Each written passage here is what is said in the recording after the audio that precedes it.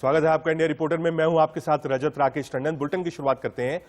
पश्चिम बंगाल की सीएम ममता बनर्जी का दिल्ली में दीदी का दरबार सज गया है। ममता से प्रशांत किशोर और कांग्रेस नेता कमलनाथ ने मुलाकात की। कमलनाथ ममता बनर्जी से मुलाकात करने साउथ एवेन्यू में उनके आवास पर पहुंचे थे।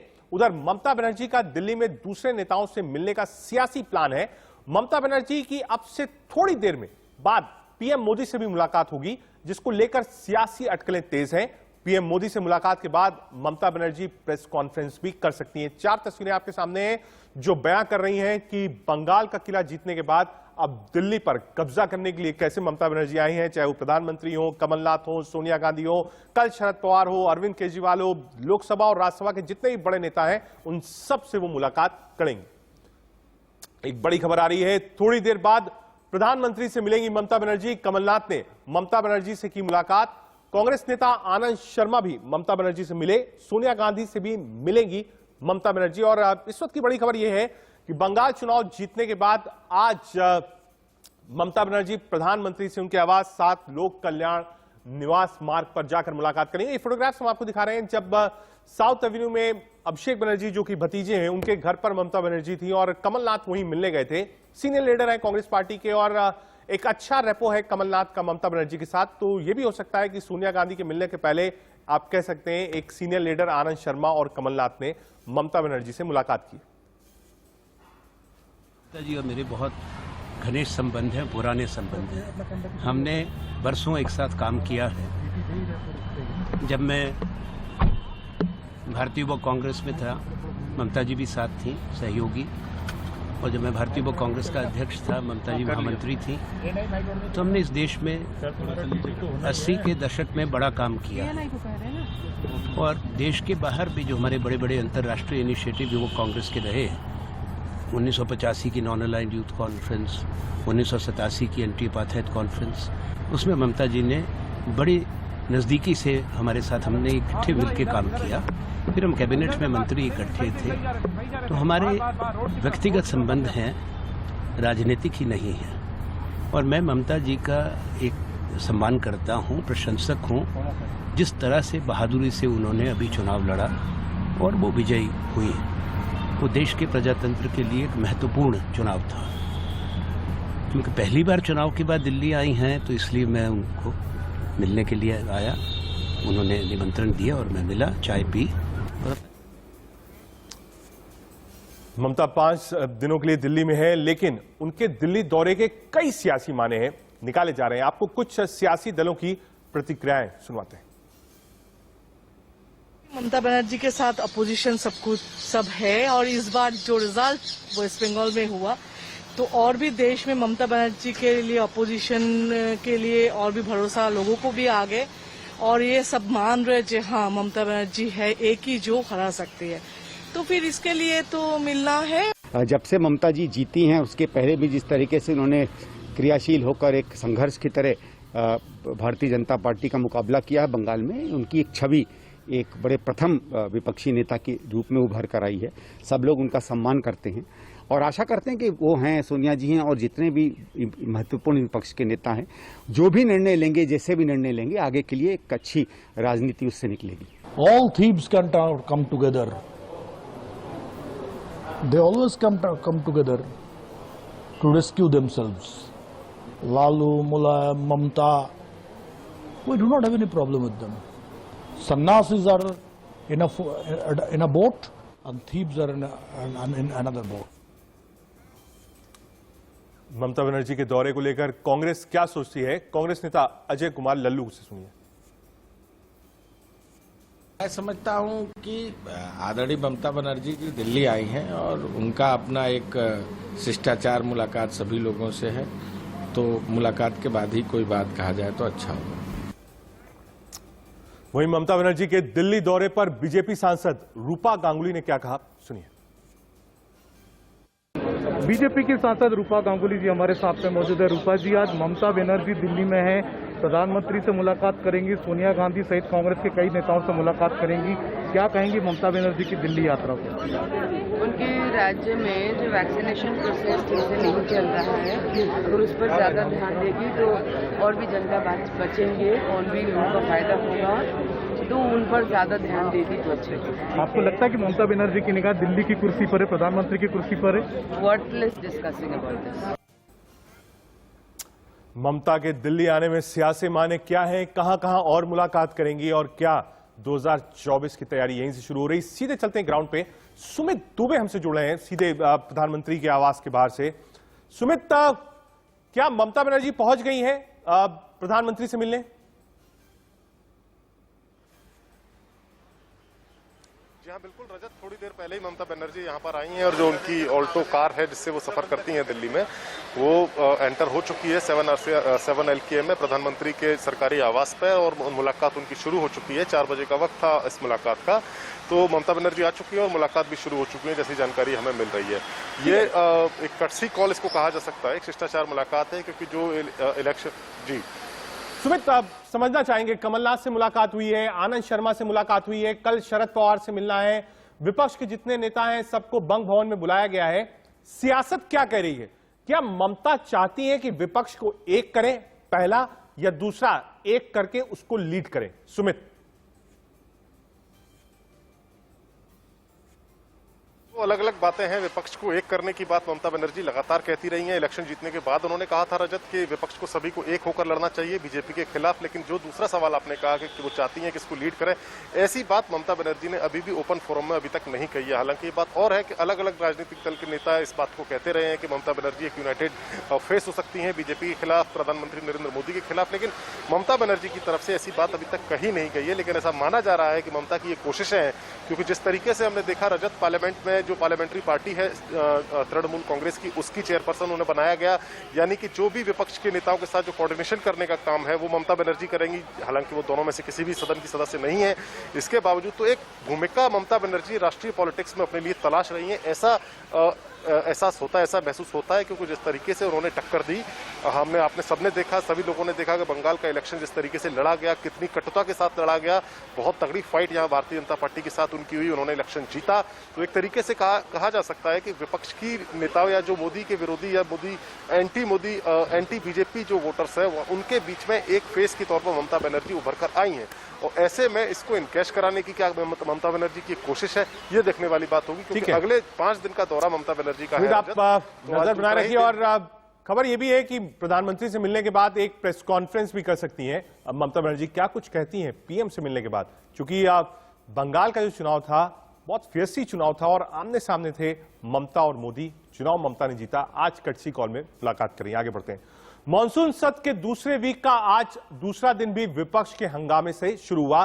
किसान और पेगासस जासूसी कांड पर विपक्ष ने सरकार को घेरा और इतना शोर शराबा किया कि लोकसभा और राज्यसभा की कार्रवाई स्थगित करनी पड़ी। वहीं बीजेपी संसदीय दल की बैठक में पीएम मोदी ने संसद में हंगामे को लेकर विपक्ष पर निशाना साधा है। उन्होंने कहा है कि विपक्ष दोनों सदन चलने नहीं दे रहा है। संसद में हंगामा ही हंगामा है। दोनों सदनों में शोर शराबा हुआ है। कृषि कानूनों के खिलाफ प्रदर्शन है और जासूसी कांड पर आर पार के मूड में है विपक्ष और सरकार। 4 तस्वीरें आपकी स्क्रीन पर जो बयां कर रही हैं कि संसद क्यों नहीं चल पा रहा है, संसद में क्यों है हंगामा बरपा, बता रहे हैं India news reporter Rahul Gautam. Party सड़कों पर उतरी हुई है पेगासस जासूसी कांड को लेकर। आप मेरे पीछे देख सकते हैं, ये सब कांग्रेस के कार्यकर्ता हैं जो इस वक्त मोतीलाल नेहरू मार्ग के पास मौजूद हैं और ये भाग रहे हैं इस वक्त अमित शाह जी के घर पे, जो कि भारत के गृह मंत्री हैं। कांग्रेस पार्टी का साफ तौर पर कहना है कि जो बीजेपी है वो उनके नेताओं की जासूसी करा रही है, लोकतंत्र को कमजोर कर रही है और पेगासस कांड की जेपीसी के द्वारा जांच होनी चाहिए। आप देख सकते हैं इन सभी तमाम कार्यकर्ताओं को ये भागते हुए बैरिकेड तोड़ दिए गए हैं और ये तमाम कार्यकर्ता अब भाग रहे हैं अमित शाह जी के घर पर। कांग्रेस पार्टी ने न सिर्फ संसद में हंगामा मचाया हुआ है इस पूरे मुद्दे पर, बल्कि सड़कों पर भी अब वो उतरकर अपना प्रदर्शन तेज कर रही है। कांग्रेस पार्टी का साफ तौर पर कहना है कि बीजेपी को इस पूरे मसले पर जवाब देना चाहिए। आप देख सकते हैं इन तमाम कार्यकर्ताओं के, इनके पास बैनर्स उन्होंने उठा रखे हैं, उसमें साफ तौर पर लिखा हुआ है कि वो जांच की मांग करते हैं और जो शाह है और वो तमाम लोगों के, बड़े बड़े लोगों की, चाहे वो उनके अपने मंत्री हों चाहे पत्रकार हों, उनकी जांच करा रहे हैं। इसकी वजह से आप देख सकते हैं दोबारा से इन तमाम लोगों को पुलिस जो है बस लेकर आ गई है। ताकि इनको सबको लोगों को डिटेन किया जा सके और इन लोगों को पास का जो पुलिस स्टेशन है तुगलक मार्ग थाना और मंदिर मार्ग थाना वहां पर ले जाया जा सके। साफ तौर पर तेज आप झड़प देख सकते हैं, झड़प हो रही है।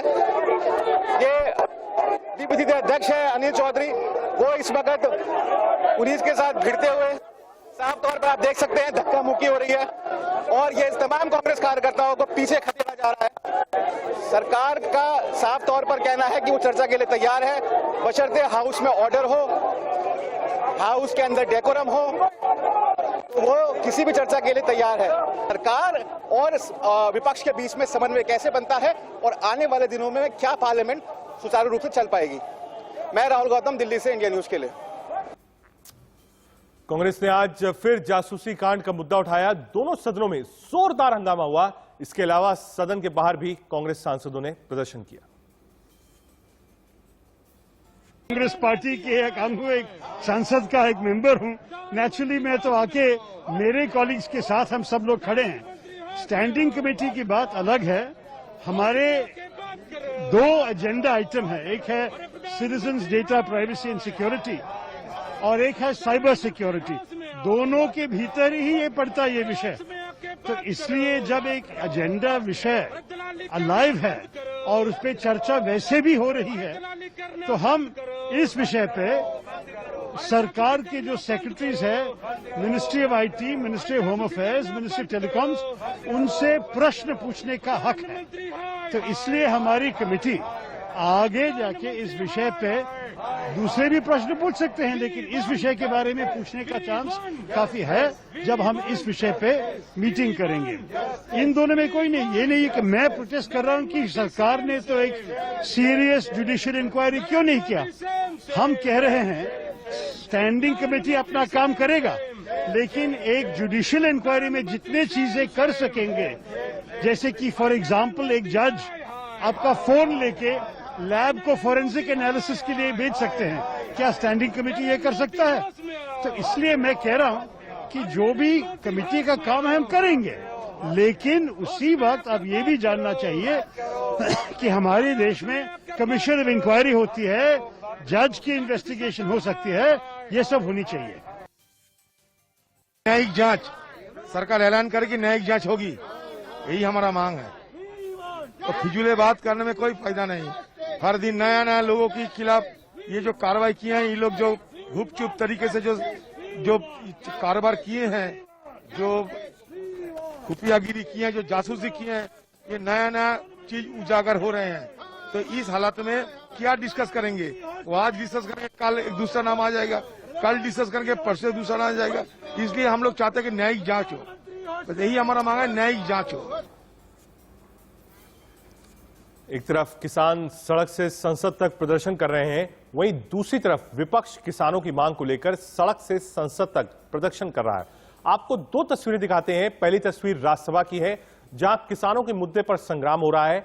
दूसरी तस्वीर संसद परिसर की है, जहां अकाली दल ने किसानों के समर्थन में प्रदर्शन दिया है। दिल्ली अकाली दल के सांसद जो हैं और बीएसपी के सांसद, क्योंकि अलायंस है पंजाब में दोनों पार्टीज का, दोनों प्रदर्शन करते हैं, प्ले कार्ड्स लेकर खड़े होते हैं। गेट नंबर 4 की तस्वीरें आपको दिखा रहे हैं और इसके बाद यही प्ले कार्ड्स लेकर लोकसभा के अंदर जाते हैं और वेल में लोकसभा स्पीकर के सामने खड़े होते हैं।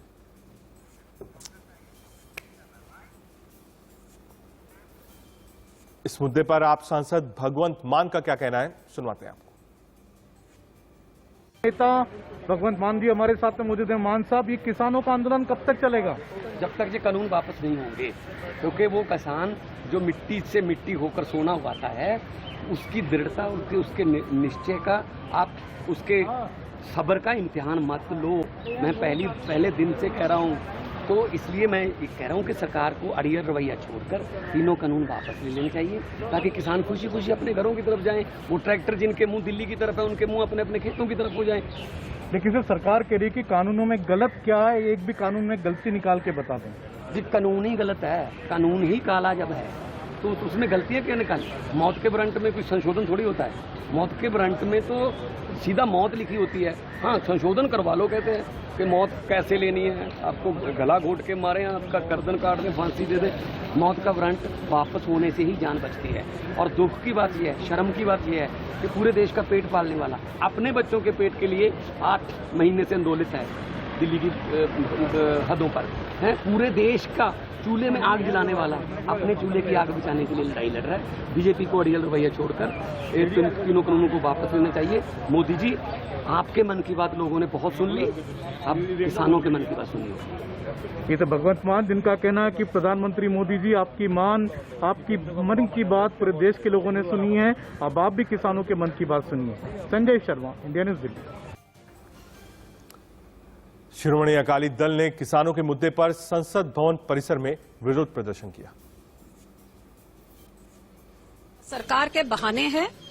पूरे बजट सेशन से शुरू होकर आज तक, आज 7वां दिन है जब से यह सदन बैठा है, और 7 दिन लगातार हर रोज मैं एडजॉर्नमेंट नोटिस दे रही हूं कि आप बाकी बातें बंद करके, जो 550 किसान मर गए, रोज मर रहे हैं, आप पहले उस पर चर्चा करिए।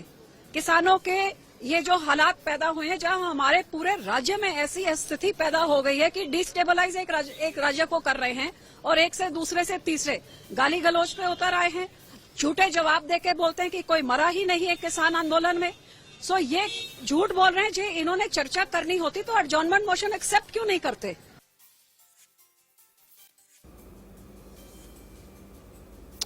विजुअल्स आपको दिखा रहे हैं। अकाली दल, शिरोमणि अकाली दल, सुखबीर बादल हैं, हरसिमरत हैं, सांसद हैं, बीएसपी और अकाली दल का अलायंस है। इसी फार्मर्स इशू को लेकर जब ये 3 कानून पेश हो रहे थे, हरसिमरत कौर बादल यानी श्री अकाली दल की तरफ से सांसद भी थी और मंत्री थी, केंद्र में एनडीए की गवर्नमेंट में साथ थी। लेकिन जब ये बिल आए, इसका विरोध था पंजाब में, और इतना विरोध था कि अकाली दल जो कि सबसे ट्रेडिशनल पार्टनर था एनडीए का, उसको अपने आप को अलग करना पड़ा। भाषण देते हुए सुखबीर बादल ने कहा था कि अब हम मंत्रालय छोड़ रहे हैं। रात में लगभग 8, साढ़े 8 और 9 बजे का वक्त था जब कृषि कानून पास हो रहे थे लोकसभा से। हरसिमरत कौर बादल ने उसी समय ऐलान किया कि वो इस्तीफा देना चाहती हैं। प्रधानमंत्री उस दिन लोकसभा में थे, अपने ऑफिस में बैठे थे। हरसिमरत कौर बादल अपने गैलरी से निकली और सीधे प्रधानमंत्री के कमरे में गई थी, और वहां जाकर उन्होंने अपना इस्तीफा सौंपा था।